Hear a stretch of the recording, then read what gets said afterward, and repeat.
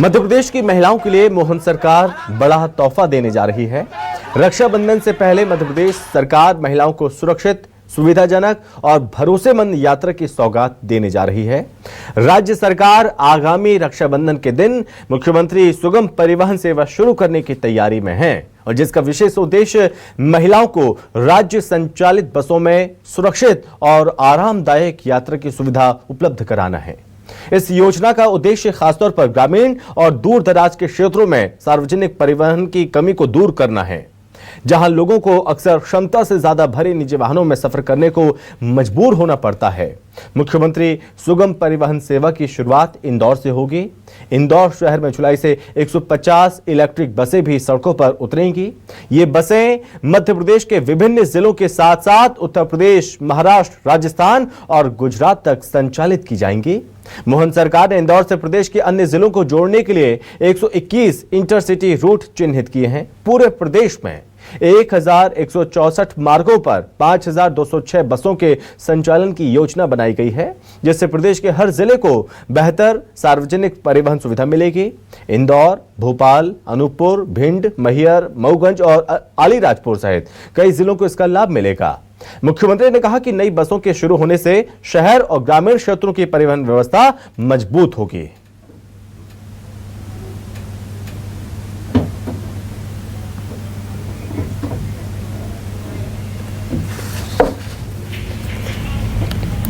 सबकी जवाबदारी है। हमारी सरकार के गठन के समय हमने मुख्यमंत्री सुगम परिवहन सेवा की जो घोषणा की थी, अब धीरे धीरे करके हम उसकी तरफ बढ़ रहे हैं। तो इस साल का रक्षाबंधन बहनें अपनी बसों से जाएगी, ये प्रयास कर रहे हैं। गरीबों का परिवहन, राज्य परिवहन बड़ा महत्वपूर्ण रोल अदा करता है और ऐसे में ये परिवहन के बंद करने की शुरुआत भी कांग्रेस शासनकाल में हुई थी और उसकी दरकार है। जब आज सड़कें अच्छी बन गई और गाँव के अंदर बिजली, पानी, सड़क सारी प्रबंधन हो गए। तो आपको बता दें कि ये योजना बनाई गई है जिससे प्रदेश के हर जिले को बेहतर सार्वजनिक परिवहन सुविधा मिलेगी। भोपाल, इंदौर, अनूपपुर, भिंड, मैहर, मऊगंज और अलीराजपुर सहित कई जिलों को इसका लाभ मिलेगा। मुख्यमंत्री ने, आपने सुना कि क्या कहा, उन्होंने कहा कि नई बसों के शुरू होने से शहरों और ग्रामीण क्षेत्रों के जो ग्रामीण क्षेत्र हैं उन क्षेत्रों की परिवहन व्यवस्था मजबूत होगी तथा दूसरे राज्यों तक यात्रा करना आसान होगा, सुविधाजनक बनेगा। सेवा के संचालन के लिए सड़क परिवहन निगम को भी पुनर्जीवित किया जाएगा। इसके लिए 1190 नए पदों को मंजूरी दी गई है, जिन्हें अगले 4 साल में भरा जाएगा। सरकार के इस कदम से जरूरतमंद लोगों को बहुत बड़ी राहत मिलेगी।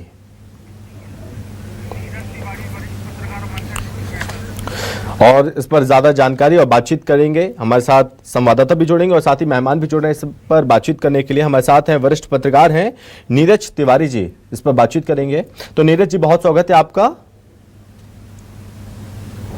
जी सर, आपसे समझना चाहेंगे सबसे पहले इस सेवा को लेकर, परिवहन सेवा की शुरुआत होने जा रही है, तो क्या माने ग्रामीण क्षेत्रों की अर्थव्यवस्था को गति देने की दिशा में कितनी बड़ी पहले से माना जाएगा?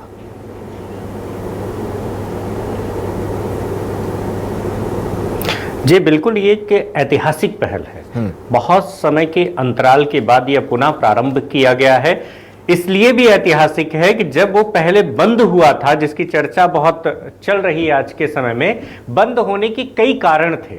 उनमें से एक कारण मैं आपको बता दूं कि प्रत्येक माह राज्य सरकार पर उस समय लगभग 2005 के समय 5 करोड़ रुपए का प्रति माह घाटा हो रहा था और उस समय निकाला गया था लगभग 750 करोड़ रुपए का घाटा हो चुका था। लेकिन उस समय सड़कें नहीं हुआ करती थी, तो प्रॉपर तरीके से बस सभी जगह पहुंच नहीं पाती थी। एक बड़ी दुविधा उस समय हुआ करती थी। लेकिन वर्तमान समय में जगह जगह पर बहुत अच्छी सड़कें बन गई हैं। अब शहरों को गांव से कनेक्ट करने हैं, क्योंकि गांव के लोग शहर आते हैं नौकरी करने और फिर वो उनका ये प्रयास होता है कि हम शाम तक अपने घर भी पहुंच जाए। लगभग 50-60 किलोमीटर की दूरी इजिली गांव से शहर, शहर से गांव वो जा सकते हैं, जिसकी वजह से आज के समय में जो एक ऐतिहासिक फैसला डॉक्टर मोहन यादव सरकार ने लिया है, वाकई में बहुत दूरदर्शी फैसला है।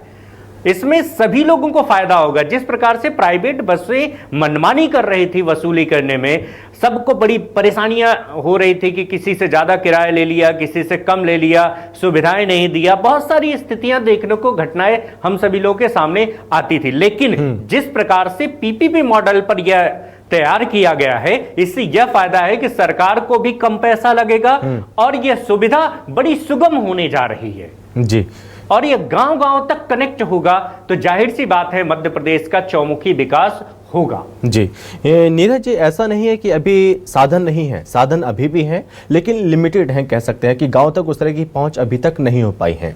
बेहतर कनेक्टिविटी, बेहतर सड़क, गांव में जो तमाम व्यवस्थाएं, मूलभूत सुविधाएं भी लगातार मिल रही हैं लोगों को। इसलिए कहीं ना कहीं मध्य प्रदेश की मोहन सरकार ने इसको लेकर विचार किया, सोचा समझा, इस पर अमलीजामा पहनाने की कोशिश की जा रही है। अगर हम देखें, एक तरफ जो निजी कंपनियां हैं, निजी बसें हैं, उनकी मनमानी हम देखते हैं, मनचाहा किराया, और जिसकी वजह से लोग परेशान होते हैं। लेकिन जब सरकारी बसें चलेंगी तो क्या लगता है कि वो पहुंच आसान हो पाएगी? और क्या सोच है मध्य प्रदेश के मुख्यमंत्री डॉक्टर मोहन यादव की, क्या रोड मैप नजर आता है सरकार का इस पर आपको?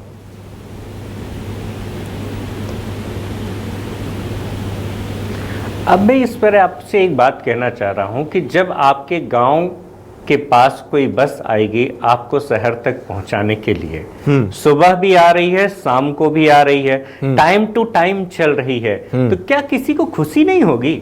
एक कल्पना कीजिए कि आपके गांव का कोई बच्चा पढ़ने जा रहा है 50 किलोमीटर की दूरी पर, उसको यह सुनिश्चित हो चुका है कि इतने टाइम पर बस आएगी और इतने टाइम पर हमें शहर वाले कॉलेज तक पहुंचा देगी, या शहर में कोई भी संस्थान में पढ़ने जाते हैं वहां तक पहुंचा देगी। तो उनके घर वाले भी सुरक्षित महसूस करेंगे और बच्चा भी सुरक्षित महसूस करेगा। एक ये बात हो गई। बहुत सी महिलाएं होती हैं जो छोटे छोटे काम करने के लिए भी शहर आना चाहती हैं, और बहुत से ऐसे सर्विस सेक्टर के लोग हैं जो आसपास के शहरों में काम करते हैं। उनकी ये इच्छा होती है कि हर 1.5 घंटे के अंतराल में भी हम अपने गांव पहुंच जाएं या अपने घर पहुंच जाएं तो हमारे लिए बहुत अच्छा होगा। तो क्या उनको खुशी नहीं होगी? आप कल्पना कीजिए ना, कितनी दूरदर्शी सोच है डॉक्टर मोहन यादव जी की। इसलिए मैं तारीफ करूंगा क्योंकि उन्होंने जो यह निर्णय लिया है वाकई में बहुत दूरदर्शी निर्णय है। जब ये चालू होगी तब उसकी सुविधाओं का एहसास होगा लोगों को, जब वो सुविधाएं लेंगे तो उनका डबल एहसास होगा उसका। बिल्कुल। और इस पर मध्य प्रदेश की जनता क्या सोचती है ये भी बातचीत करेंगे। सहयोगी हेमंत हमारे साथ जुड़ रहे हैं, उनसे भी जानेंगे, वो भी लोगों से बातचीत करेंगे हो सकेगा तो हेमंत, अब एक नई सेवा, ग्रामीण क्षेत्रों की परिवहन व्यवस्था मजबूत होगी माना जा रहा है, दूसरे राज्यों तक यात्रा करना और आसान होगा, सुविधाजनक भी होगा, सेवा संचालन के लिए सड़क परिवहन निगम को पुनर्जीवित किया जाएगा। इसे किस तरह से सार्थक माना जाए? बात फिर मध्य प्रदेश सरकार ने एक नया प्रोजेक्ट लेकर आई है। इसके पहले हम बात करें तो मैं इस वक्त यहाँ पर मौजूद हूँ AICTS यानी अटल ट्रांसपोर्ट सर्विसेज जो है, इस नाम से इंदौर से शुरुआत की गई थी इन बसों को चलाने के लिए। मध्य प्रदेश सरकार को ये बाद में हैंडओवर कर दिया गया। इसी तरीके से अब बहनों को सौगात देने के लिए, लाडली बहनों को सौगात देने के लिए मुख्यमंत्री सरकार ने जो नई योजना लाए हैं राज्य सड़क परिवहन की, मध्य प्रदेश ही एक ऐसा राज्य रह गया पहले बंद हो चुकी थी, लेकिन अब उसको शुरू करने की कवायद जो है वो शुरू हो चुकी है। और जल्द ही जो सुगम सेवा है, मुख्यमंत्री सुगम सेवा, वो आपको अब सड़कों पर नजर आएंगी। इन बसों के माध्यम से जो लोगों को यहाँ पर सुरक्षित और सुगम यात्रा जो है वो करने को मिलेगी, क्योंकि एक बड़ा विश्वास जो है वो सरकारी केंद्र पर यहाँ पर लोगों को होता है। और जिस तरीके से प्राइवेट बसों की मनमानियां हम देखते हैं, लगातार मनमानी किराया जो है वो वहां पर मांगा जाता है। सरकारी तंत्र में एक ये जरूर होता है कि एक किराया फिक्स होता है, इसके साथ ही लोगों को सुविधाएं मिलती हैं, सुविधाओं के साथ में लोगों का इंश्योरेंस होता है। किसी तरह की घटना दुर्घटना अगर हो जाती है तो उसको लेकर भी यहाँ पर सरकार सजग रहती है। लेकिन जो प्राइवेट जो वाहन जो संचालित होते हैं उसमें लोग जो हैं वो कहीं ना कहीं मनमानी का शिकार होते हुए नजर आते हैं। तो अब जिस तरीके से राज्य सरकार अपनी वापस से बसें शुरू करने जा रही है तो कहीं ना कहीं लोगों को अब इसमें सुविधाएं जो है वो यहाँ पर मिलने वाली है। और जो लोगों के अंदर एक उत्साह है, जो माहौल है, वो जरूर यहाँ पर देखने को मिल रहा है। लोग खुश नजर आ रहे हैं और उनको ये खुशी जरूर यहाँ पर मध्य प्रदेश वासियों को है कि मध्य प्रदेश सरकार फिर से राज्य सड़क परिवहन जो है वो शुरू करने जा रही है। क्योंकि अक्सर हमने देखा है महाराष्ट्र सड़क परिवहन निगम या हरियाणा सड़क परिवहन निगम, सभी जगह जो अलग अलग राज्य सरकारें हैं वो खुद के परिवहनों को संचालित करती हैं। अब ऐसे में मध्य प्रदेश एक ऐसा राज्य रह गया था जिसके अंदर खुद की सड़क परिवहन जो है वो संचालित नहीं हो रहा था। वजह सिर्फ ये थी कि बड़े घोटाले कांग्रेस सरकार में हुए थे। उस समय बसों के अंदर जो डीजल डलता था वो रास्ते में चोरी कर लिया जाता था। कई समस्याएं सामने आई थी जिसके बाद में जो राज्य सड़क परिवहन निगम है वो घाटे में गया और आखिरकार उसमें लोगों को वीआरएस देना पड़ा और उस परिवहन निगम को बंद करना पड़ा। लेकिन अब फिर से शुरू किया है, एक नया प्लान है, नई तरीके की प्लानिंग के साथ में 2500 से 3000 के आसपास की ऐसी बसें हैं जो सड़कों पर दौड़ती हुई नजर आएंगी।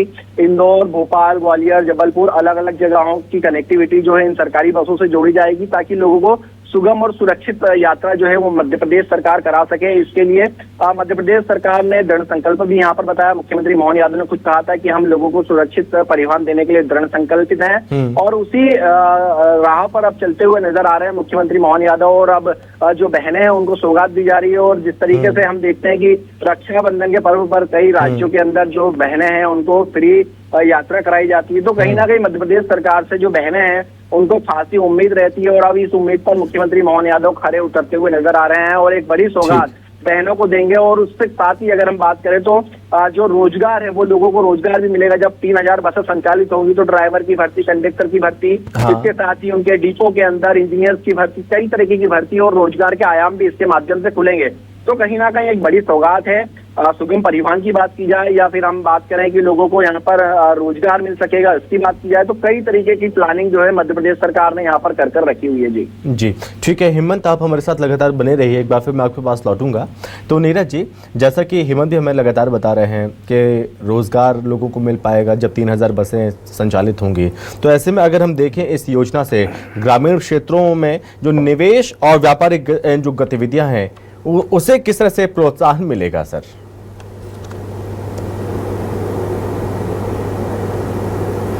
जी बिल्कुल, आपने बहुत अच्छी बात कही। आर्थिक और सामाजिक फायदा तो बहुत मिलने वाला है इससे, यदि ये प्रॉपर तरीके से संचालित हो जाएगी। जिस प्रकार से चर्चा हो रही, मुझे अनुमान है कि प्रॉपर तरीके से संचालित होगी। जिस तरीके से हम सभी लोगों के सामने एक मॉडल पेश किया जा रहा है या प्रस्तुत किया जा रहा है, तो मुझे ऐसा लगता है कि आने वाले समय में जो यूथ है वो शहर की तरफ कम भागेगा। वो आएगा शहर जरूर, लेकिन फिर वो पुनः अपने गांव की तरफ भी जाएगा, क्योंकि इससे ग्रामीण विकास यदि होता है हमारे देश में तो हमारे देश का विकास होता है। क्योंकि जिस प्रकार से शहर जो है गांव से जुड़ा होना चाहिए, जैसे कहते नहीं है गांव को शहर से जोड़ता हुआ एक बड़ा गजब का ये योजना हमारे मध्य प्रदेश सरकार ने पुनः स्थापित किया है। यदि अच्छे से संचालित हो गया तो वाकई में भारत में एक बहुत बड़ा मिसाल हम सभी लोगों के सामने आने वाले समय में दिखाई देगी। इसमें बहुत अच्छा सिस्टम, जीपीएस ट्रैकिंग सिस्टम भी लगाया गया है कि जैसी जैसी सुविधाएं आपको हाईटेक होंगी वैसे वैसी सुविधाएं बसों में दी जाएंगी और सुगम सुविधा देने की एक बहुत अच्छी पहल है। इससे क्या होगा, स्वास्थ्य की दिशा में भी यदि हम देखें कि कोई ग्रामीण इलाके में रह रहा है, उनका ट्रीटमेंट वहां आसपास में नहीं होता है, फिर बस के माध्यम से आसानी से वो शहर तक पहुंच सकते हैं और वो अपना स्वास्थ्य लाभ ले सकते हैं। जिस भी हॉस्पिटल में जाकर के उनको ट्रीटमेंट कराना आसानी से करा के अपने घर शाम को वापस भी जा सकते हैं। और बहुत से लोग जो सब्जी की खेती करते हैं, बहुत से लोग ऐसे भी हैं कि छोटे छोटे लोग होते हैं, हालांकि बस में सुविधा नहीं होगी जो मेरा मानना है, लेकिन इसमें कहीं ना कहीं प्रोत्साहन होगा कि मैं जाऊंगा वहां बिजनेस डील करके आऊंगा। फायदा हो सकता है होने के बाद जैसे हम देखते हैं जो स्टूडेंट होते हैं जो गांव से शहर जाते हैं, या तो वो शहर में रुक जाते हैं, शहर में ही रहते हैं पढ़ाई करने के लिए, अगर ये सुविधा जो जल्द ही लागू हो जाएगी तो ऐसे में माना जाएगा वो अपने गांव में रहेगा, डेली अप डाउन कर सकता है, एक व्यवस्था यहां पर होगी। दूसरी चीज अगर हम बात करें स्वास्थ्य के क्षेत्र में बड़ा लाभ लोगों को मिल पाएगा कि जो गांव से जाते हैं शहरों में, उन्हें कई कई दिनों तक शहरों में रुकना पड़ता है इलाज के लिए, जब तक पूरा नहीं हो जाएगा तब तक वापस नहीं आ पाते थे, तो ऐसे में अप डाउन उसमें भी कर सकते हैं। तीसरी चीज, जो लोग नौकरी पेशा लोग हैं जो शहरों में नौकरी करते हैं, गांवों से डेली अप डाउन नहीं कर पाते, वो शहरों में रहते थे, अब वो गांव में रहकर ही डेली अप डाउन करके इसका लाभ ले सकते हैं। बहुत अच्छी पहल ही है। बिल्कुल। एक और महत्वपूर्ण चीज बता रहा हूं मैं आपको, इसमें पर्यटन को भी बहुत बड़ा बढ़ावा मिलने वाला है। बिल्कुल। एक और महत्वपूर्ण बता रहा हूं, एक पर्यटन को भी बहुत बढ़ावा मिलता है। कभी कभी त्योहार के समय में घर के महिलाएं आपस में एक पारिवारिक लोग इकट्ठे होते हैं, उनको लगता है चलो वहां घूम के आ जाए, वहां घूम के आ जाए, तो ये पर्यटन को भी बढ़ावा देगा ये सुविधा, ऐसा मुझे लगता है। नहीं, जरूर ये इसको हर वर्ग को इसका काफी फायदा जरूर मिलने वाला है। हेमंत, अगर थोड़ा हम इसको विस्तार से जानने की कोशिश करें तो माना जा रहा है परिवहन निगम को पुनर्जीवित किया जाएगा। जो अड़चनें पहले थी उन अड़चनों को क्या दूर कर लिया गया है, उसको लेकर सरकार का क्या खास प्लान है? और 1190 माना जा रहा है कि 1190 नए पदों को मंजूरी भी दी गई है। देखिए, बिल्कुल 1100 पद को मंजूरी तो दे दी गई है। इसके साथ ही अगर हम बात करें तो जो पुराना सिस्टम हुआ करता था, जो हम मध्य प्रदेश राज्य सड़क परिवहन जिसे कहा करते थे, उसके अंदर सबसे बड़ी समस्या आती थी ट्रैकिंग की, कि ड्राइवर कंडक्टर बस लेकर निकलते थे, वो बस वहां पहुंचती थी नहीं पहुंचती थी, कितने देर कहाँ रुकती थी, इसकी कोई ट्रैकिंग नहीं होती थी। लेकिन यहाँ पर जो प्लान तैयार किया गया है, जिसमें सीधे तौर पर यह भी है कि जीपीएस मॉनिटरिंग जो सबसे अहम रोल निभाएगी इस बस को संचालित करने में, ताकि किसी तरीके की इसके अंदर चोरी चमारी ना हो सके। क्योंकि सीधे तौर पर हम समझते थे कि जब मध्य प्रदेश सड़क परिवहन हम छोटे थे, सुनते थे कि डीजल निकाल दिया जाता था, टायर बदल दिए जाते थे, जिसके कारण मध्य प्रदेश सरकार को खासा नुकसान होता था। तो अब जीपीएस ट्रैकिंग, सीसीटीवी कैमरा, ये पूरी मॉनिटरिंग जब होगी तो कहीं ना कहीं जो सरकार को फायदा वो सीधे तौर पर पहुंचेगा। और इसके साथ ही जो लोग हैं जो सबसे सुगम परिवहन चाहते हैं, जो ये चाहते हैं कि कम प्राइस में उन्हें अच्छी सुविधा, बिल्कुल इसमें साफ तौर पर लोगों की सुरक्षा का विशेष ध्यान रखा जाएगा, सुविधा का विशेष ध्यान रखा जाएगा। फिलहाल बहुत धन्यवाद हेमंत आपका तमाम जानकारी के लिए। नीरज जी, आपका भी बहुत धन्यवाद हमसे बातचीत करने के लिए, अपनी बात रखने के लिए। थैंक यू सर, आपका भी।